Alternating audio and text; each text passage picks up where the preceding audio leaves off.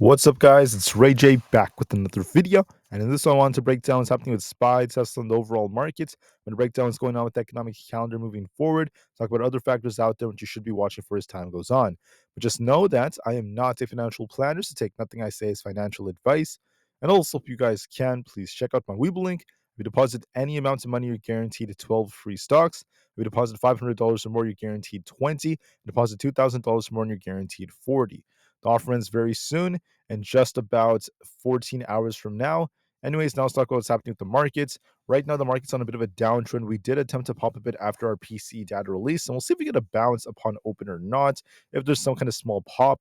But regardless of if we get that pop, I do think there's going to be a little bit more downside coming towards this demand zone down here. I do think there is going to be a risk of that, and then we'll have to see how well we hold up.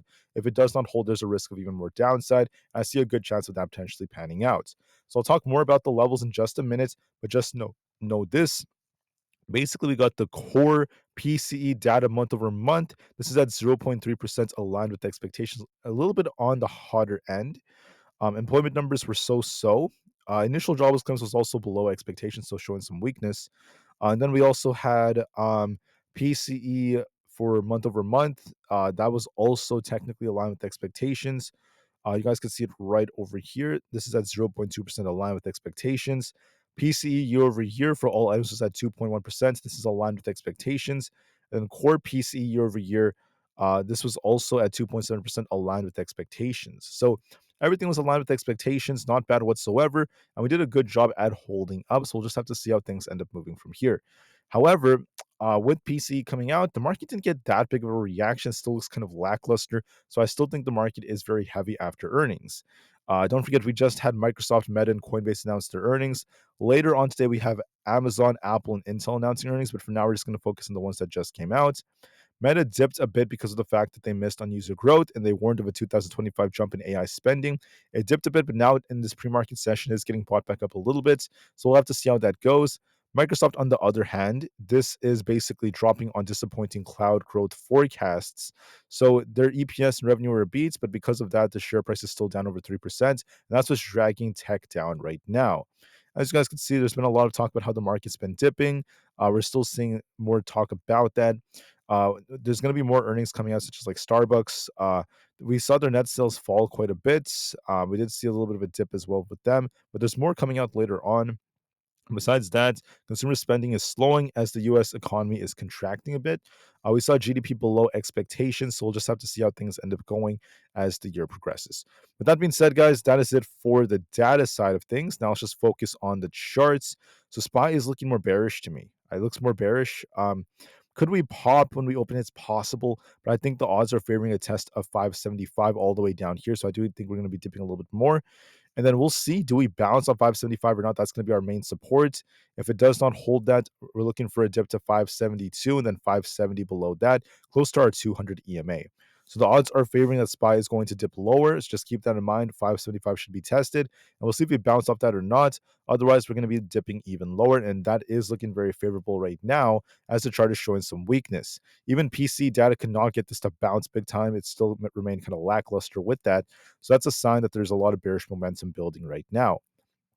For ES, now the reason why it is possible we attempt a small rebound is because ES is testing its 200 EMA. There could be a little pop for about the 5820s, but then we could reject, and I think we're going to retest 5800.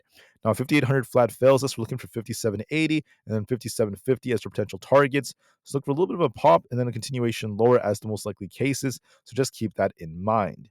As far as Nvda goes, we are technically a little bit more bearish. We basically hit this resistance around 138. We'll see if we reject off this or not. So we dipped a bit only to get bought back up.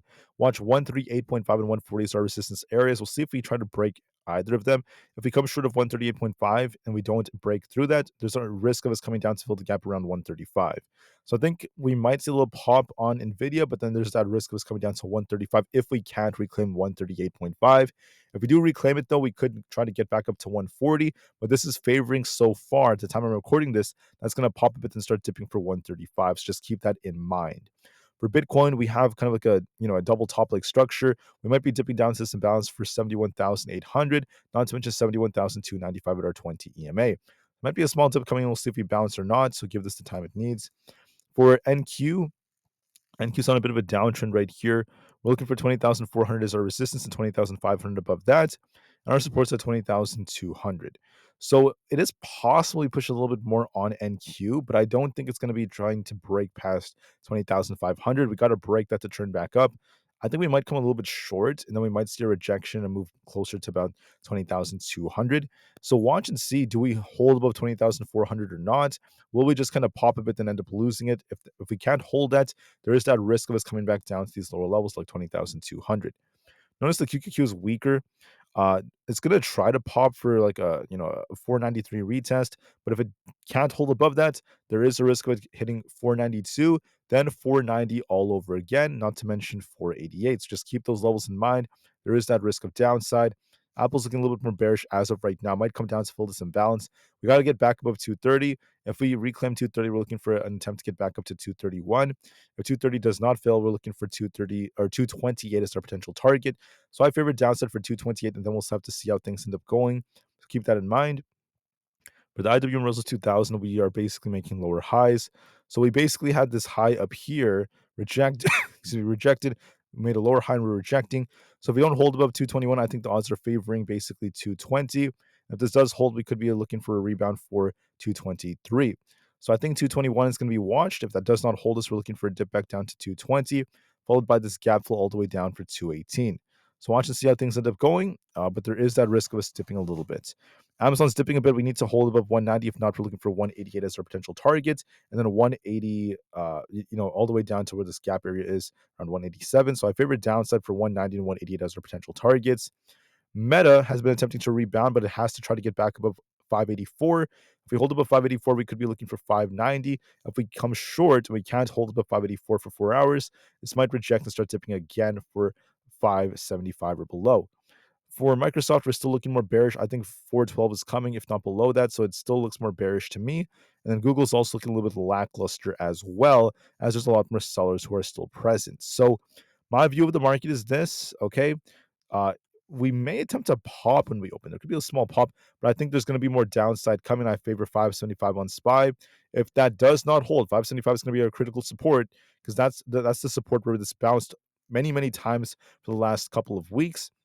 So if we don't hold 575 on SPY, there's going to be a bigger dump coming to the markets, and this could be, followed by Tesla getting dumped alongside the overall market. So just keep that in mind, guys. There is a lot of weakness that's building.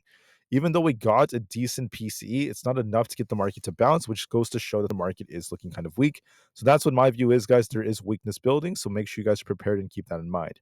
Thank you for listening. I'll see you guys again in a couple of hours. Until then, have a great day, happy Halloween, and peace out.